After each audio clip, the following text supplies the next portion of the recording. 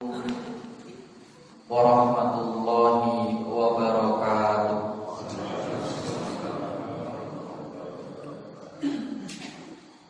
Alhamdulillah,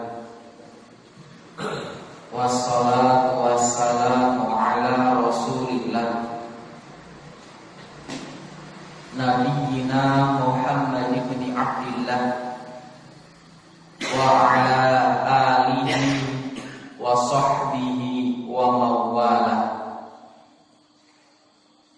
Ya ayyuhalladzina amanu taqullaha haqqa tuqatih wa la tamutunna illa wa antum muslimun. Kaum muslimin muslimat jamaah salat subuh dan kajian Ahad pagi Masjid As-Salam yang berbahagia, kita bersyukur kepada Allah karena pada pagi hari ini kita semua masih diberikan kesempatan untuk memperbanyak bekal-bekal kebaikan untuk menghadap Allah Jalla wa'ala. Perjalanan yang singkat ini mari kita manfaatkan sebaik-baiknya, karena setelah kehidupan dan perjalanan yang singkat di dunia ini akan ada perjalanan panjang menuju kampung akhirat yang kekal dan abadi. Isih dawa perjalanane awak dhewe. Nek ning donya kan gur swidak sampai 70, sing kurang yo oke, sing luwih titik. Sing kurang oke, sing luwih yo gur titik. Maka ketika kita bangun dari tidur kita, alhamdulillah kita bisa mengawalinya dengan amal-amal kebaikan. Kita berangkat dari rumah menuju masjid, langkah per langkah kita mudah-mudahan menghapus dosa. Langkah per langkah kita mudah-mudahan mengangkat derajat kita. Dan langkah per langkah kita dicatat sebagai kebaikan di sisi Allah Subhanahu wa ta'ala.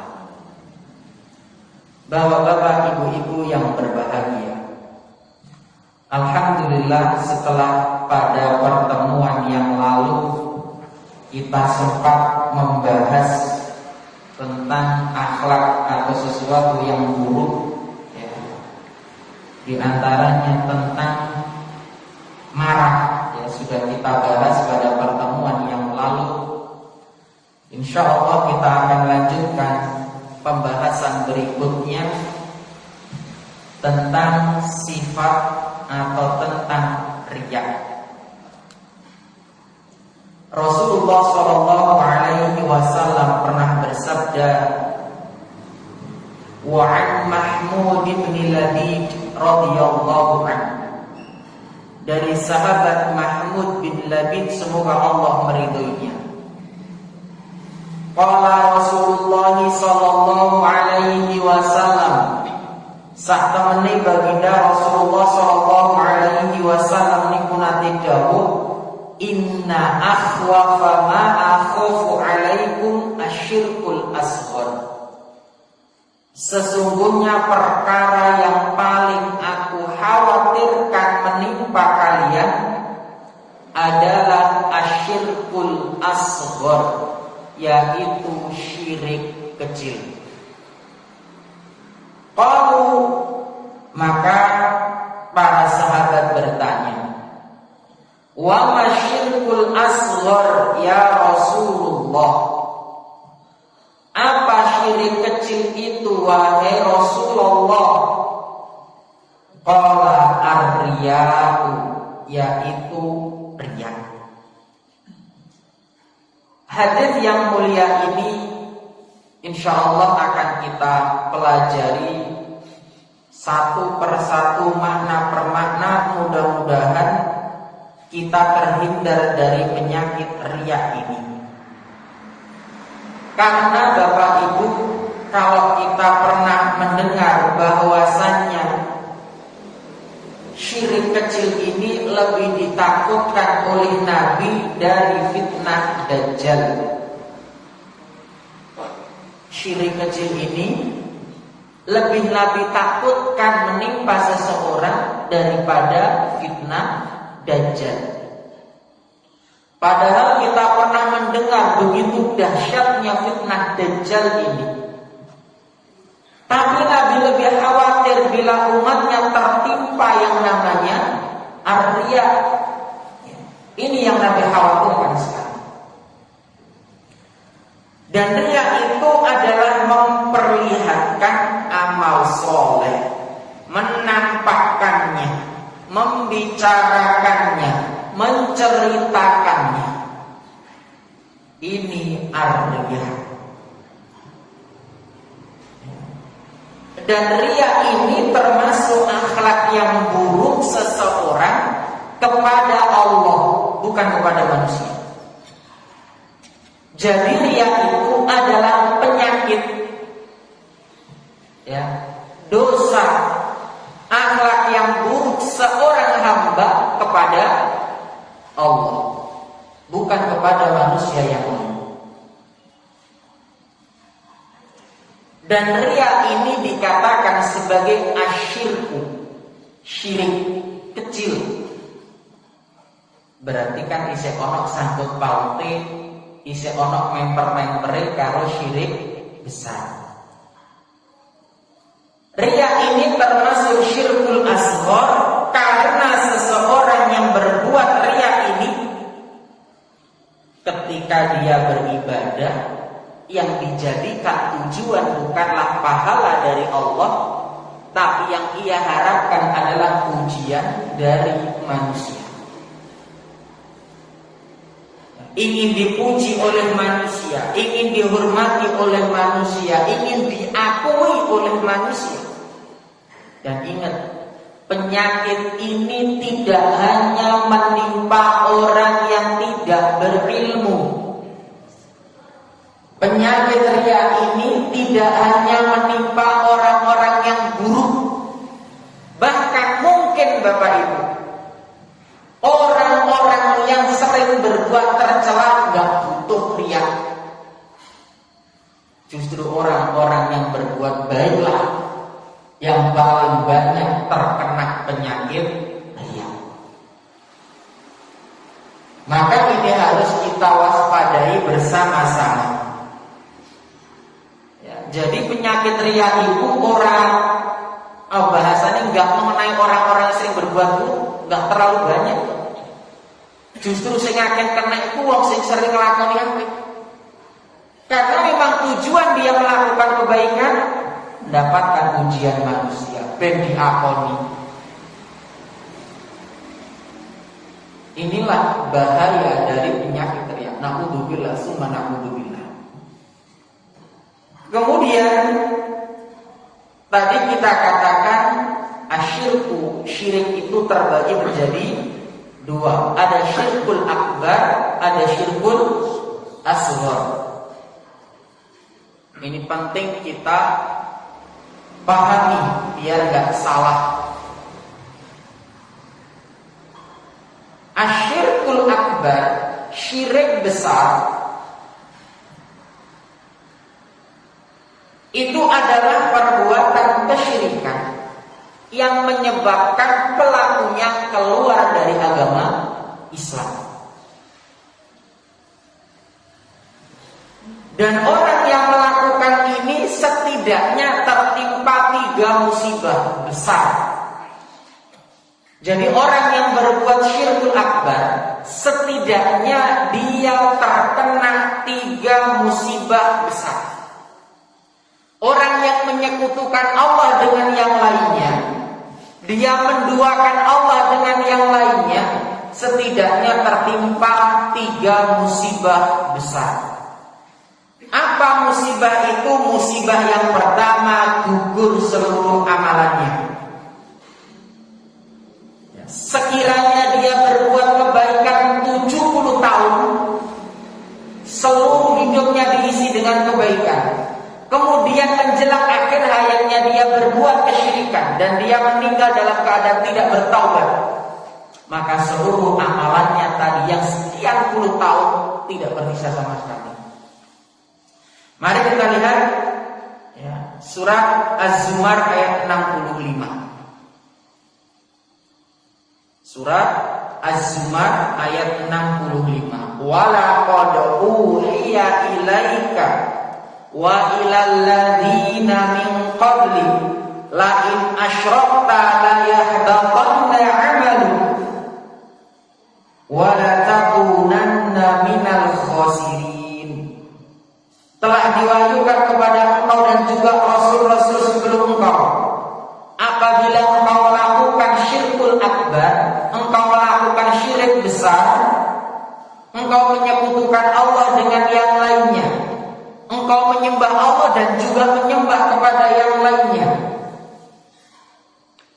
maka gugurlah seluruh amalanmu. Wala takunanna minal khasirin, dan sungguh engkau menjadi orang-orang yang merugi di neraka jahanam. Habis seluruh amalannya. Makanya inilah yang harus kita waspadai. Tidak ada jaminan Bapak Ibu, kita yang saat ini sering subuh di masjid, di akhir hayat kita masih berada di atas kalimat la ilaha illallah. Gak ada jaminan. Tidak ada jaminan, siapapun gak bisa menjaminkan dirinya sendiri.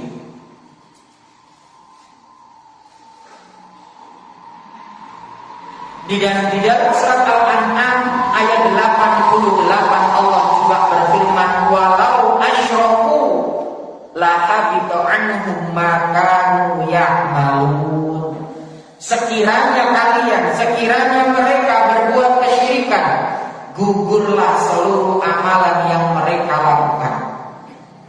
Meskipun dia telah berbuat baik 70 tahun dan berbuat kesyirikan sekali saja, 70 tahun ini habis tak tersisa. Habis. Maka benar-benar ini kita wanti-wanti. Makanya dari Nabi yang pertama sampai yang terakhir, yang diingatkan diantaranya poin penting adalah jangan sampai berbuat syirik, jangan sampai menyekutukan Allah. Pelajaran penting yang hendaknya kita senantiasa ingat dalam kehidupan kita. Sak melarat-larati awak dewi ojo sampai gadekno agono. Sesulit-sulitnya kehidupan kita jangan sampai menyembah kepada selain Allah Subhanahu wa ta'ala, meminta-minta kepada selain Allah Subhanahu wa ta'ala. Jangan sampai pengen sugih, ya usaha minta kepada Allah. Allahul Ghaniyyul Hamid, Allah Maha Kaya.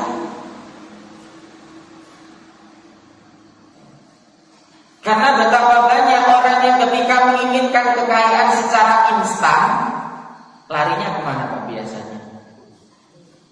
Jalurnya apa? Sugih. Padahal ya orang awak dhewe ya jarang nemoni lho Pak. Ono sing model-modele para tidak normal niku. Iku sugih niku. Paham bendina dijaluk itu padahal. Inilah yang harus kita pahami. Maka berhati-hati, jangan sampai seluruh amalan kita tak bersisa, jangan sampai seluruh amalan kita habis lantaran perbuatan syirik yang kita lakukan. Berlindunglah, mohon perlindungan kepada Allah Subhanahu wa ta'ala dari yang namanya kesyirikan ini. Karena tidak ada jaminan Pak. Kita juga tahu istrinya Nabi Nuh alaihi salam, anaknya Nabi Nuh alaihi salam, bapaknya Nabi Ibrahim alaihi salam, pamannya Nabi kita Muhammad sallallahu alaihi wasallam. Enggak ada jaminan. Enggak ada jaminan kita yang saat ini duduk di majelis ilmu, kita yang saat ini sholat berjamaah, di akhir hayat kita masih dalam kondisi beriman kepada Allah. Kita kan pernah dengar, ya, ada orang memproklamirkan diri wis keluar dari agama Islam, bahkan di usia senjanya. Maka kita benar-benar mohon pertolongan kepada Allah, ya, agar kita senantiasa di atas kalimat la ilaha illallah. Wala tamutunna illa wa antum. Itu sering dibaca oleh khotib. Janganlah kalian sekali-kali meninggal kecuali dalam keadaan Masya Allah. Itu wala tamutunna illa wa antum muslimun. Ini yang seharusnya benar-benar kita camkan dalam kehidupan kita. Ikhwan fillah rahimani wa rahimakumullah. Kemudian yang kedua, di antara musibah besar yang akan menimpa orang yang melakukan syirkul akbar, disebutkan dalam firman Allah surat An-Nisa ayat 48. Apa musibah yang akan menimpa mereka? Allah tidak akan pernah mengampuni dosa-dosa mereka. Bahkan sekalipun ketika mereka meninggal dunia dalam keadaan melakukan kesyirikan, kemudian seluruh manusia di dunia ini mendoakan agar diampuni, Allah tidak akan mengampuni. Ya. Allah tidak akan mengampuninya. Silakan dilihat surat An-Nisa ayat 48. Innallaha la yaghfiru an yushraka bihi wa yaghfiru ma duna dzalika liman yasha. Sesungguhnya Allah tidak akan mengampuni dosa syirik. Allah tidak akan mengampuni dosa kesyirikan ini. Makanya ketika ada orang meninggal dalam keadaan berbuat syirik dan dia belum bertaubat, Allah tidak akan mengampuni mereka. Sekalipun seluruh umat di dunia ini mendoakan agar diampuni, Allah tidak akan berikan ampunan kepadanya. Bahkan Nabi pun ditegur oleh Allah karena begitu dahsyatnya dosa kesyirikan ini. Makanya para nabi itu yang diingatkan terus kepada umatnya, ya, adalah agar manusia menyembah hanya kepada Allah, agar manusia beribadah kepada Allah, jangan sampai berbuat kesyirikan. Walaqad ba'atsna fi kulli ummatin rasulan an ya'budullah. Tiap nabi menyampaikan agar manusia beribadah kepada Allah. Kaum muslimin yang dimuliakan oleh Allah Subhanahu wa ta'ala. Jadi sekali lagi, jauhkan diri kita sejauh-jauhnya dari yang namanya kesyirikan. Jauhkan sejauh-jauhnya. Kemudian yang ketiga, di antara musibah besar yang akan menimpa orang-orang yang melakukan syirkul akbar, dia menyembah kepada selain Allah, disebutkan dalam surat Al-Maidah ayat 72. Ya, silakan dicek yang bawa Al-Quran, baik lewat Android, HP atau cetak. Innahu man yusyrik billah. Sesungguhnya orang-orang yang melakukan kesyirikan kepada Allah, faqad harramallahu alaihil jannah. Allah haramkan baginya surga. Haram baginya surga berarti tempatnya adalah di akhirat nanti, ya, dua tempat ini. Allah haramkan baginya surga, wa ma'wahun nar, dan tempat kembalinya adalah neraka jahanam. wa malil zalimina min ansor, dan tidak ada penolong lagi baginya. Tidak ada penolong bagi mereka. Maka sekali lagi sampaikan kepada anak-anak kita, sampaikan pada keluarga kita, ya bunayya la tusyrik billah. Wahai anak-anakku, wis susah laksa angel-angel uripmu, jangan sampai sekali-kali menyekutukan Allah dengan yang lainnya. Pendidikan yang harus ditanamkan kepada anak-anak kita, pelajaran yang harus ditanamkan pada keluarga kita, pondasi yang harus tertanam kuat dalam keluarga kita adalah anak-anak kita. Jangan sampai sekalipun mencelupkan jadinya, bahkan dirinya ke dalam yang namanya kesyirikan. Kemudian ma'asyiral muslimin yang berbahagia, yang kedua adalah syirkul asghar. Ya, jadi syirik tadi kita katakan dibagi menjadi dua, ada syirkul akbar yang seperti itu bahayanya. Yang kedua adalah syirkul asghar. Di antara bahaya syirkul asghar bahwasanya amal soleh yang bercampur dengan syirik kecil, maka amalan tersebut tidak diterima atau terhapus. Hanya amalan itu. Contohnya kayak tadi. Awak dewe sedekah ping 10. Sing tengah-tengah nomor 1 iku sing tercampur dengan syirik kecil. Syirik kecil iku riya. Syirik kecil iku pengen di puji wong, pengen disanjung. Maka yang tidak diterima amalan yang tercampur itu, yang lainnya tetap diterima. Paham ya? Awak dewe sholat di masjid, niatnya sholat subuh. Pas nyampe masjid salat qobliyah subuh, masih karena Allah. Begitu sholat subuh, ketika dia melakukan karena manusia, maka yang tidak diterima adalah sholat subuhnya. Qobliyahnya karena Allah, maka diterima. Paham ini? Jadi syirkul asghar itu menjadikan amalan itu yang tercampur dengan syirik kecil berupa riya itu adalah ditolak. Hanya amalan yang bercampur, yang lainnya tidak. Kalau syirkul akbar, seluruh amalannya terhapus. Paham ya? Paham bedanya? Jangan sampai salah paham ini. Jangan sampai salah paham. Meskipun demikian, pahami. Meskipun demikian, syirkul asghar ini tetap dosa besar.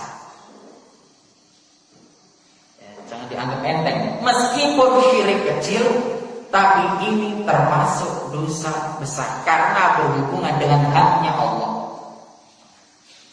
Mari kita lihat hadis Nabi, hadis yang panjang tentang 3 kelompok orang yang diazab Allah. Pertama kali di neraka, sebelum yang lainnya, itu karena riya, itu karena melakukan amal krono menungso.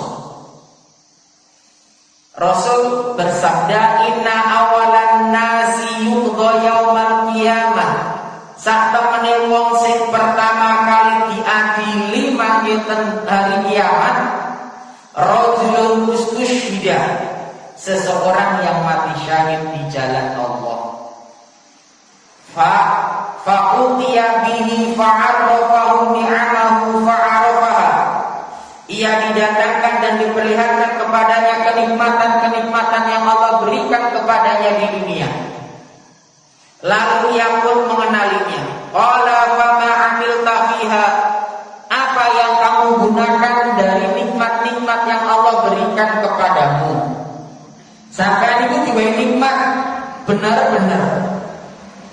Nikmat itu mau gawe apa? Tiang niki jawab, qataltu fika hatta ustusyhida. Aku gunakan untuk berjihad sampai aku meninggal. Qala kadzabta. Ya. Dikatakan kepadanya ketika Allah bertanya apa yang kau gunakan, maka orang itu menjawab, aku gunakan untuk berperang sampai mati syahid.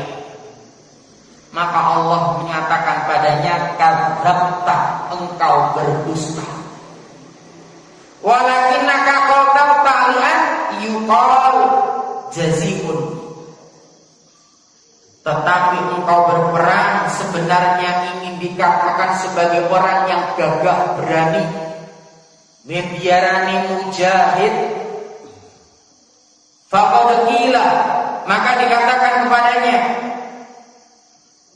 summa umira bihi fasuhiba ala wajhihi hatta ulqiya finnar. Ya, kemudian diperintahkan malaikat agar menyeret orang itu di atas mukanya. Jadi apa bahasanya? Ya, dideloksorkan gitu loh Pak. Nah, terus diseret. Apa bahasanya mriki? Ya wis kula kok jenengan ngerti. Ya, dieret-eret. Nah, tapi dieret-eretnya apa itu? Mukanya sambil terlungkup, dilemparkan ke dalam neraka. Padahal dia meninggal dalam peperangan, tapi ketika niatnya yang salah, Allah lemparkan dia ke dalam api neraka. Yang kedua, wa rajulun ta'allama al-ilma wa 'allamahu wa qara'a al-Qur'an. Yang kedua adalah yang akan diadili nanti di pertama itu di hari kiamat, seseorang belajar agama, membaca Al-Quran, mengajarkan ilmu yang ia miliki. Fa'utiya bihi fa'arrafahu ni'amahu fa'arafaha. Kemudian ditanyakan kepadanya, ya, diperlihatkan kepadanya, ditandangkan kepadanya kenikmatan-kenikmatan yang Allah berikan kepadanya di dunia. Kemudian ditanya, fama amilta fiha, engkau gunakan untuk apa nikmat-nikmat itu? Qala ta'allamtul ilma, ya Allah, nikmat yang kau berikan padaku, aku gunakan untuk belajar agama. Wa 'allamtuhu, aku mengajarkannya. Wa qara'tu fikal Qur'an, dan aku membaca Al-Qur'an. Apa orang ini? Wah, pol. Akan tetapi Allah menyebutkan, qala kadzabta, engkau berdusta.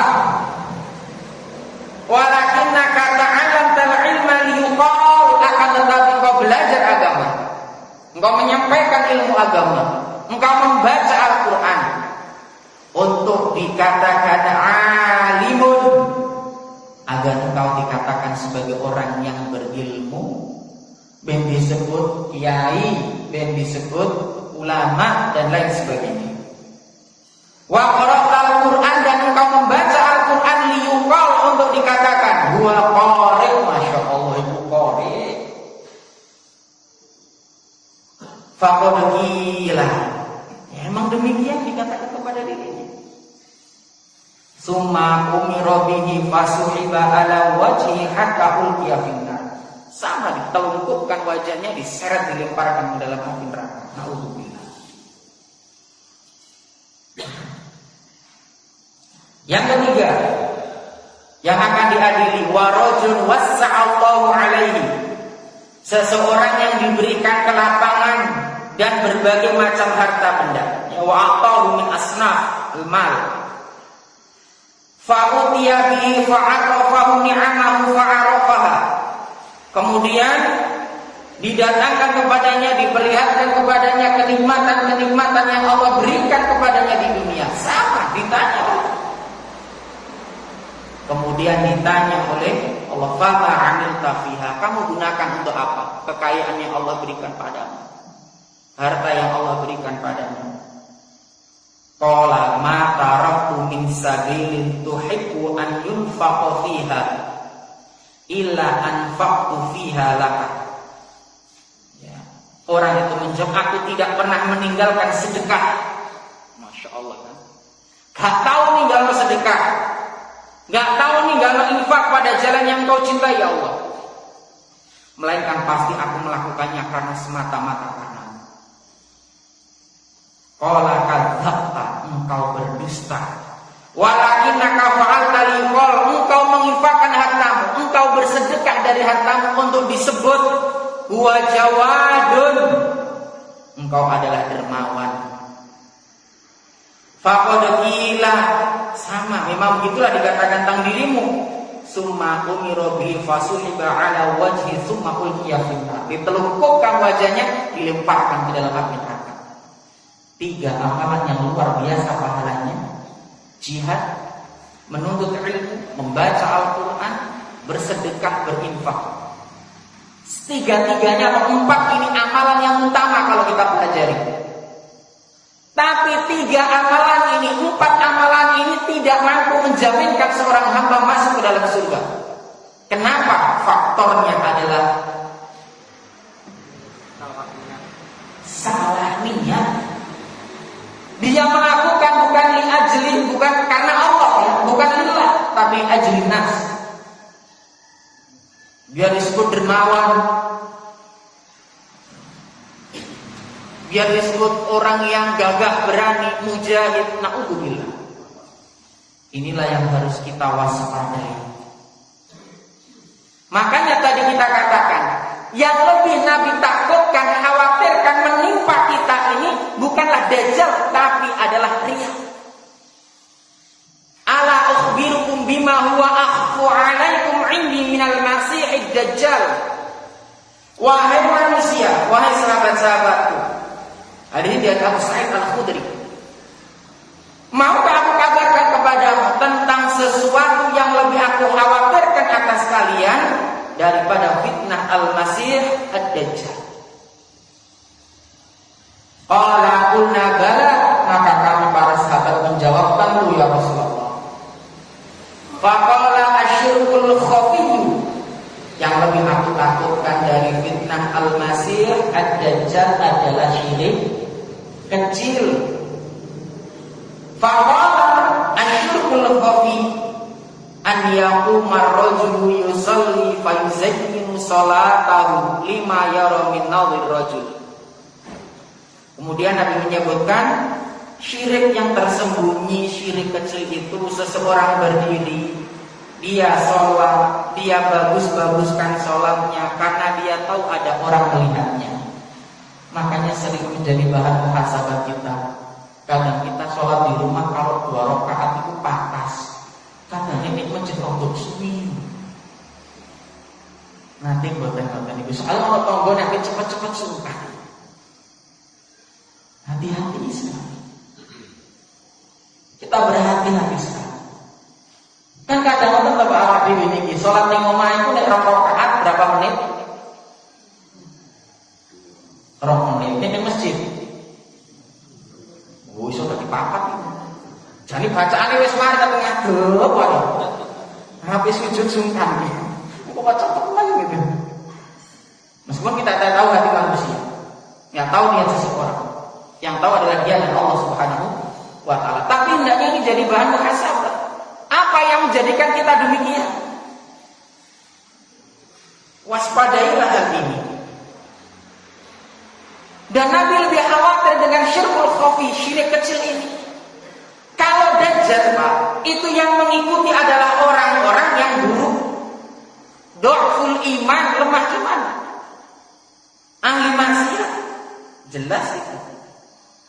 Tapi kalau yang mengikuti atau yang melakukan syirik kecil ini nggak peduli, dan justru yang banyak tertimpa penyakit ini adalah orang-orang yang banyak beramal kebaikan.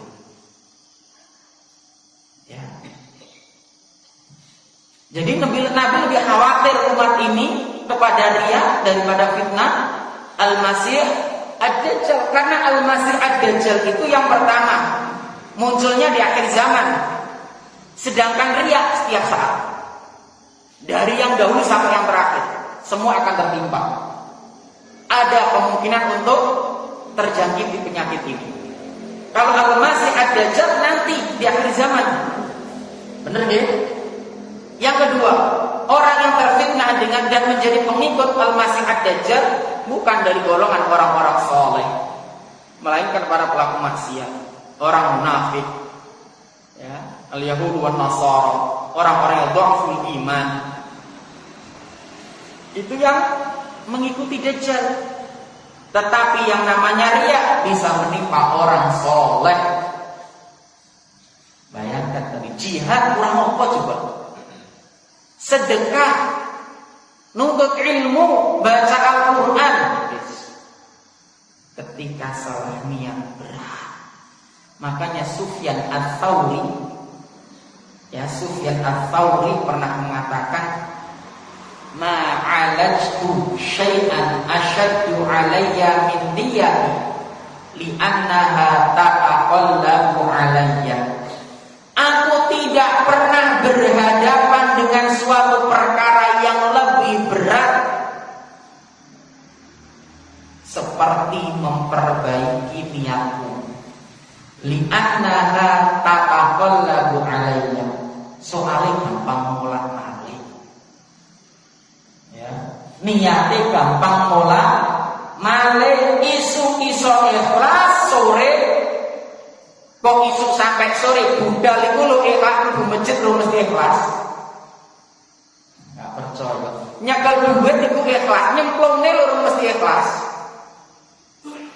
Pas ati nyemplungne ana wong waduh alon-alon dibuka. Nah, hati-hati sekali kita.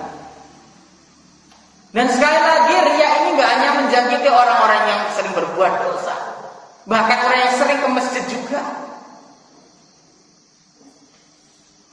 Maka berhati-hati. Hati kita itu berbolak-balik, gampang molak-balik. Maka berhati-hatilah. Berhati-hati kita, jangan sampai kemudian amal yang sudah capek-capek kita kerjakan, kita tidak mendapatkan bagian apapun, justru dengan itu kita dilemparkan ke dalam api neraka. Makanya ada sebuah kisah di antaranya Imam Al-Mawardi. Beliau ini orang yang sangat produktif, banyak menulis buku. Ya, dia tulis berbagai macam buku, namun tidak ada yang dicetak oleh beliau. Menjelang meninggal dunia, beliau memanggil seseorang yang dipercaya olehnya, dipanggil. Kemudian Imam Al-Mawardi menyampaikan pada orang tersebut, al-kutubul lati fil makanil fulani kulluha tasnifi. Wahai fulan, kitab-kitab yang ada di tempat itu semua adalah tulisan. Wa inna ma lam udhiruha li anni lam ajid niyatil khalisah. Hanya saja aku tidaklah mencetaknya, memunculkannya karena aku belum mendapatkan niat yang ikhlas. Kekhawatiran beliau ini. Fa idza ayantul maut, jika maut sudah hadir di hadapanku, wa waqa'tu fin nasab, dan roh sudah mau keluar dari diriku, faj'al yadaka fi yadi, taruhlah tanganmu di tanganku. Fa in qabattu 'alaiha wa sartuha, jika tanganku menggenggam tanganmu dengan keras, fa'lam annahu lam yuqbil minni syai'un minha, maka ya, ketika tanganku menggenggam tanganmu dengan keras, ketahuilah bahwa tidak ada satu buku-buku pun yang diterima oleh Allah darimu. Fa'man ilal kutub, maka ambillah buku-buku tersebut, waqaha fi bijlah, dan buanglah di sungai. Wa in basatu yadi, akan tetapi jika tanganku ini terbuka, fa'lam annaha qubilat, maka sesungguhnya itu diterima. Lantas orang ini ketika menjelang wafatnya Imam Al-Mawardi, beliau taruh tangannya. Maka Imam Al-Mawardi membentangkan tangannya membuka. Maka akhirnya kita beliau dicetak, dimunculkan. Masya Allah. Sekelas ulama. Sekelas ulama. Begitu berhati-hatinya mereka ini dalam hal ini. Karena sekali lagi yang namanya al-qalb, hati kita gampang berbolak-balik, sangat gampang. Bahkan kadang-kadang kita itu sedekah, Pak. Okeh dhewe gak disebut loro iku atine iso-iso. Sing sedekah 10.000 disebut sedekah dari Bapak Fulan bin Fulan. Pas panitia ketelisuk gak nyebutno jenenge padahal sedekah 2 juta. Oh, nek jenengan kira-kira piye? Wah, 2 juta gak disebut, wis gak sedekah, hati-hati. Nah, ini bisa saja menjangkiti, ya, bisa saja menjangkiti kita semua. Ya, maka berhati-hatilah ma'asyiral muslimin yang dimuliakan oleh Allah Subhanahu wa Ta'ala. Sungguh hina orang-orang yang berbuat riya ini, terlebih di hari kiamat nanti. Terkait hadis tadi Rasulullah juga pernah menyebutkan, melanjutkan ya, yaqulullah azza wa jalla yaumul qiyamah. Allah berkata kepada mereka tatkala membalas amalan manusia yang mereka berbuat syirkul khafi atau syirik kecil. Idhabu ilal ladina kuntum turauna fid dunya fanzuru hal tajiduna indahum jazaa. Allah mengusir mereka, pergilah kepada orang-orang yang dulu ketika engkau di dunia melakukan amalan karenanya. Hal tajiduna, apakah engkau akan mendapatkan indahum jazaan, balasan dari mereka? Wis rono. Maka berhati-hati. Ya, maka jangan sampailah ya ada riya dalam setiap amalan-amalan kita. Berusahalah terus memperbaiki hati, memperbaiki niat-niat kita. Terus kita bersihkan hati kita. Ya, perbanyak baca Al-Quran agar hati ini bersih. Perbanyak. Mari kita lihat surat Al-Baqarah ayat 264. Ya ayyuhalladzina amanu, wahai orang-orang yang beriman. Yang Allah ingatkan siapa nih? Orang-orang yang beriman. La tubtilu shadaqatikum bil manni wal adha. Jangan engkau merusak sedekahmu dengan menyebut-nyebutnya, menyakiti penerimanya. Jangan sekali. Ya, jangan sekali.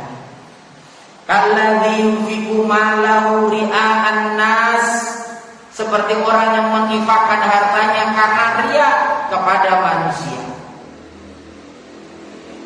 Jangan sekali. Iman to awak dhewe sedekah, awak dhewe sholat, awak dhewe maca Al-Qur'an, justru enggak oleh apa-apa. Berhati-hatilah dengan ini semua. Kaum muslimin yang dimuliakan oleh Allah Subhanahu wa Ta'ala. Lantas bagaimana agar kita bisa terlindung dari penyakit riya ini? Yang pertama, agar kita bisa terhindar dari penyakit riya ini, berdoalah memohon kepada Allah, meminta pertolongan kepada Allah, karena kita itu makhluk yang lemah. Wa khuliqal insan dha'ifa, dan Allah ciptakan kita dalam kondisi lemah. Kita itu makhluk yang lemah, butuh pertolongan dari Allah. Kalau bukan karena pertolongan dari Allah, seringan apapun ibadah itu akan terasa berat. Kalau bukan karena pertolongan dari Allah, sholat sing rakaat itu lho abot. Maca Al-Qur'an sak ayat itu lho yo angel. Wong buktine kadang awak dhewe sedina yo ora maca Al-Qur'an kok. Ya. Maca Ustaz pas sholat iya mas sholat Al-Fatihah. Karo kulhuwa ina atau ina kalau kausa. Kan itu senjata pamungkas. Rakaat siji kulhuwa ahad, rakaat loro ina atau ina. Nikah ngono wal asri. Jajalan toh Al-Falah diwaca ora. Al-Kafirun diwaca orang. Inilah Bapak Ibu. Berdoa, mohon pertolongan kepada Allah. Di antara doa yang sering kita baca dalam zikir pagi atau petang, Allahumma inna na'udzubika, Allahumma inni a'udzubika min an usyrika bika wa ana a'lam wa nastaghfiruka lima la a'lam. Itu doa yang sering kita baca. Baca doa itu terus. Ya Allah, aku berlindung kepadamu dari kesyirikan yang kami sadari, dan kami berlindung kepada Engkau dari kesyirikan yang tidak kami ketahui. Habis ini Pak, mau tambah nih? Tambah? Seperempat. Tambah ditingkas. Timbuli bisa toto-toto bareng sama rumah. Ya, kita lanjutkan. Jadi yang pertama, berdoa kepada Allah Subhanahu wa taala. Termasuk ketika ada orang memuji kita, hati-hati dengan pujian. Uang itu iso ngumbul gara-gara pujian. Ya. Orang itu bisa berbangga dengan suatu pujian. Makanya di antara doa yang disebutkan oleh para pendahulu kita, Allahumma la tu'akhidni bima yaqulun. Ya Allah, jangan Engkau azab karena perkataan mereka itu. Waghfir li ma la ya'lamun. Ampunilah mereka atas apa yang mereka tidak ketahui. Waj'alni khairan mimma yadhunnun. Dan jadikanlah aku lebih baik daripada apa yang mereka persangkakan padaku. Ini teladan kita terdahulu. Bukan mana aku ini. Alhamdulillah.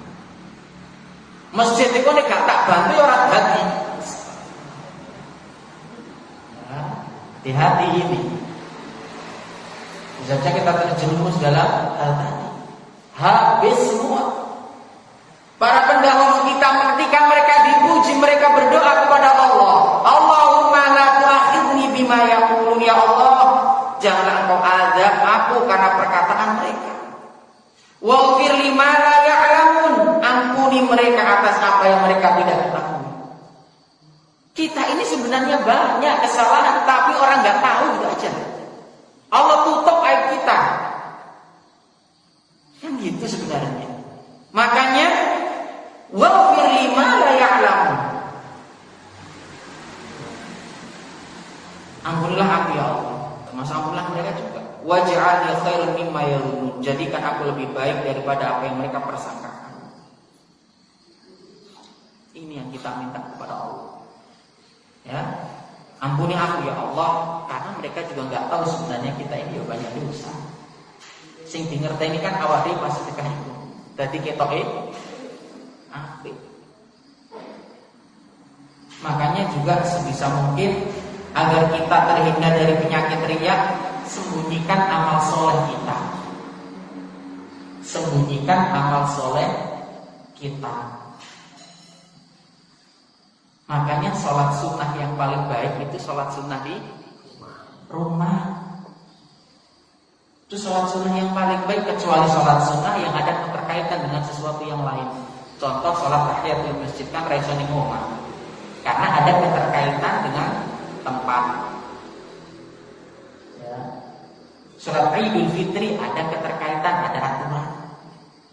Paham ya? Adapun sholat sunnah qabliyah, ba'diyah, ya, yang mengikuti sholat wajib, yang paling baik adalah dilakukan di rumah. Kenapa demikian? Lebih menjaga keikhlasan kita.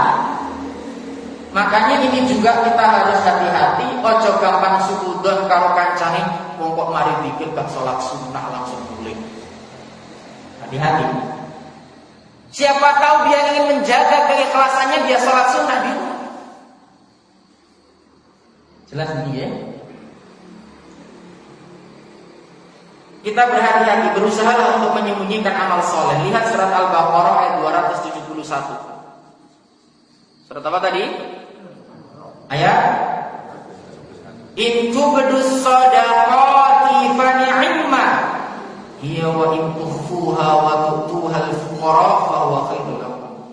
Jika kalian menampakkan sedekah maka itu baik, namun jika kalian sembunyikan sedekah kalian dan kalian berikan kepada orang fakir maka itu lebih baik bagi kalian. awak dewi ngerasa bisa terhindar dari penyakit dia, oke. Tapi kalau enggak, lebih baik sembunyikan sedekah kita. Apalagi pengen disebut di urutan paling buruk. Oh ya, sedekah paling oke, boleh ditulis paling gunung lupa panitia. Jangan, hati-hati. Ya, hati-hati kita. Sebisa mungkin kita sembunyikan sedekah dan amal-amal kita.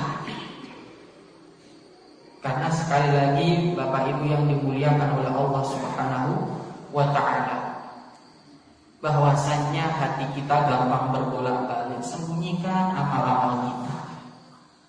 Kalau bisa sholat sunnah di rumah, lakukan di rumah. Ya, sedekah juga demikian. Wa rajulun tasaddaqa bi shadaqatin fa'akhfaha hatta la ta'lama shimaluhu ma tunfiqu yaminuhu. Seseorang bersedekah, berinfak, dia rahasiakan infaknya. Dia sembunyikan infaknya. Sampai-sampai tangan kiri tidak tahu apa yang diinfakkan oleh tangan kanan. Dijaga benar-benar. Jangan sampai tangan kiri tahu. Pernah ada seorang donatur WA kami, Ustaz, kebutuhan berdoa ini. Saya mau sedekah. Jangan sampai ada satu pun pengurus yang tahu. Jangan sampai ada satu pun orang yang tahu. Cukup antum dan anak. Masya Allah, kayak gitu hanya kalau ini. Dia khawatir. Beliau khawatir, sangat khawatir karena hati ini gampang berbolak-balik. Gampang bolak-balik.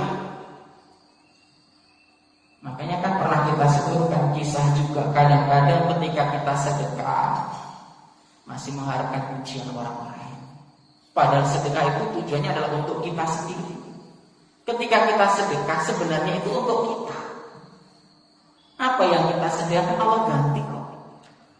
Apa yang kita sedekahkan itu bagian dari bekal kita kok.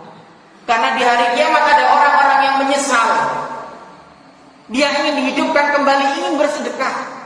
Sampai seperti itu. Artinya sedekah itu untuk kita. Tapi kadang-kadang orang mengira bahwasanya sedekah itu ya untuk orang lain. Sebenarnya kembalinya kepada kita. Kembalinya yang paling banyak itu kepada kita. Kita mendapatkan balasan dan ganjaran dari Allah Subhanahu wa ta'ala. Kaum muslimin yang dimuliakan oleh Allah Subhanahu wa ta'ala, dahulu para sahabat-sahabat Nabi berusaha menyembunyikan amal-amal mereka. Tapi sekarang banyak kita jumpai banyak orang-orang dengan berbagai macam metode gaya menyebarkan, mempublikasikan amal mereka. Hati-hati ini. Termasuk hati-hati dengan foto sedang tawaf jepret.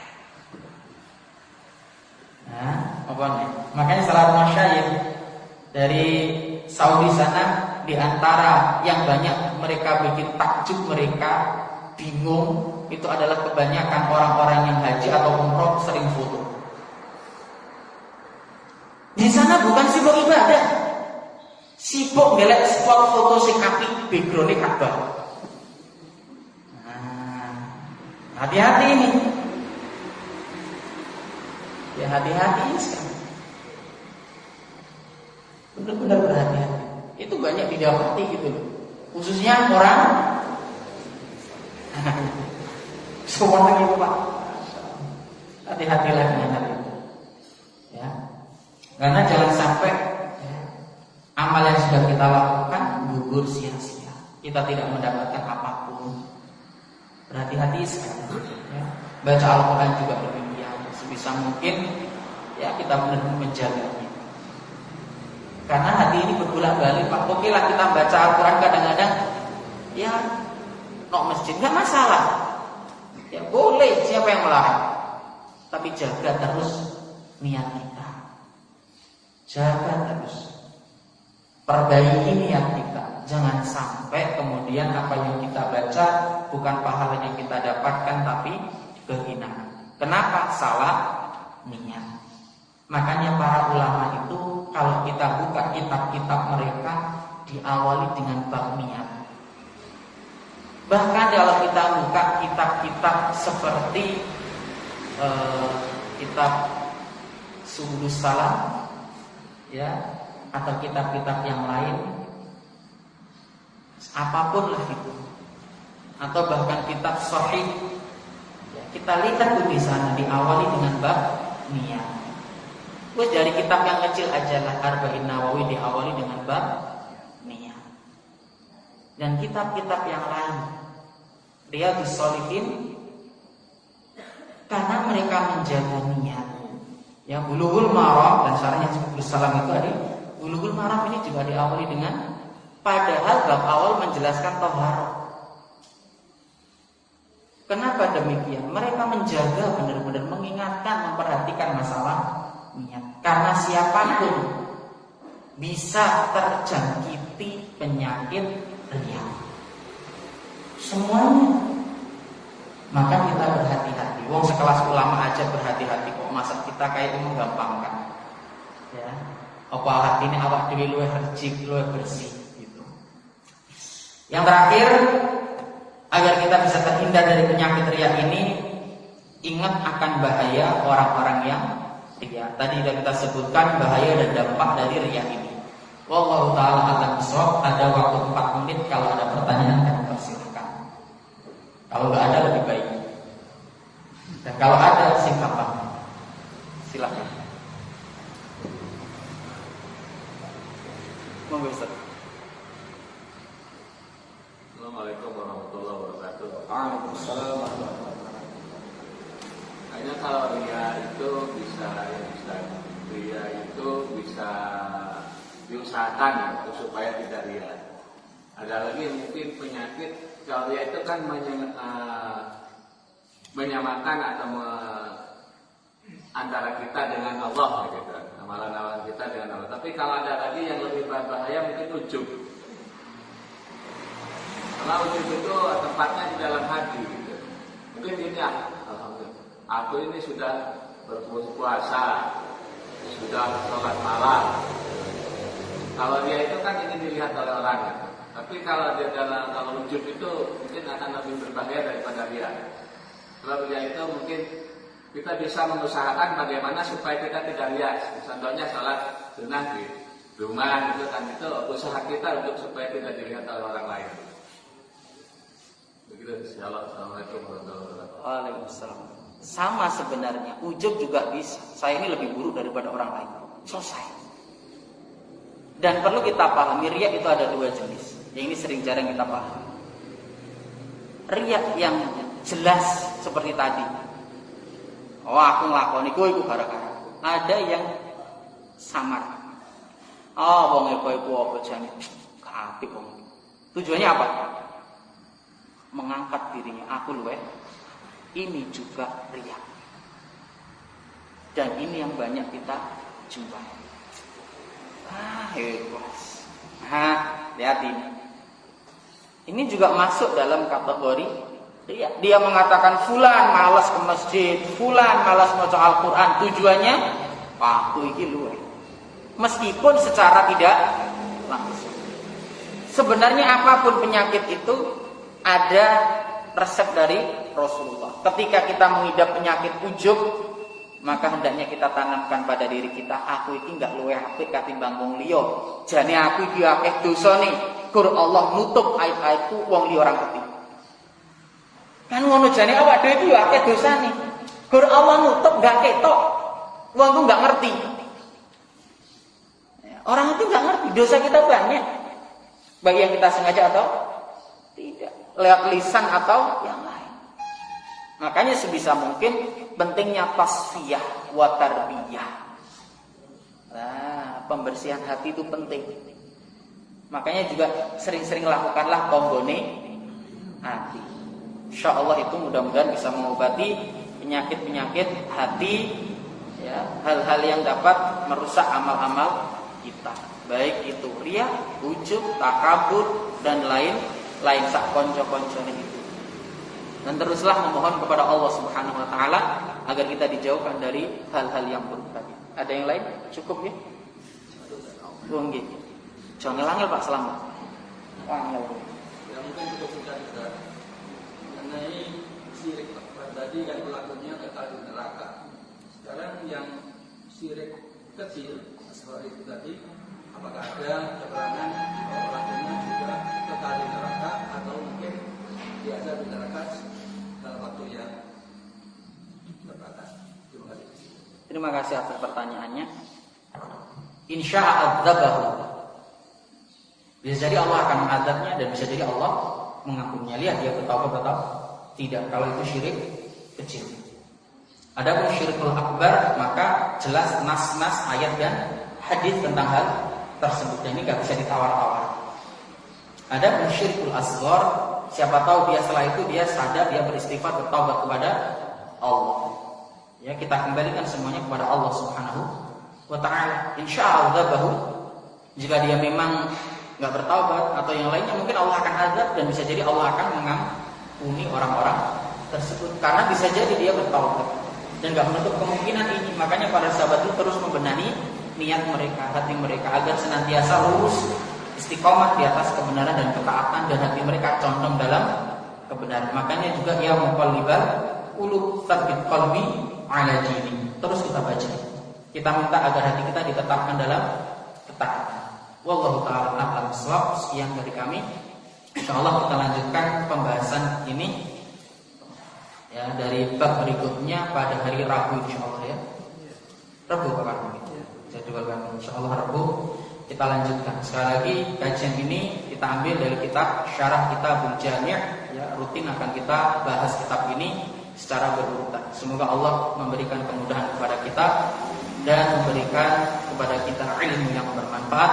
Allahumma inna nas'aluka ilman nafi'an wa rizqan thayyiban wa 'amalan mutaqabbalan. Terima kasih. Kita akhiri kajian kita dengan doa kafaratul majlis. Subhanallahumma bihamdika asyhadu an la ilaha illa anta astaghfiruka wa atubu ilaik. Walhamdulillahirabbil alamin. Assalamualaikum warahmatullahi wabarakatuh.